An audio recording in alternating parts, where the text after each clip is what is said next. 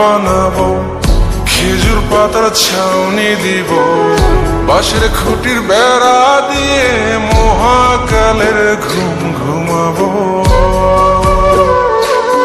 আমি মাটির এখন ঘর বানাবো, খেজুর পাতার ছাউনি দিব, বাঁশের খুঁটির বেড়া দিয়ে মহাকালের ঘুম ঘুমাবো।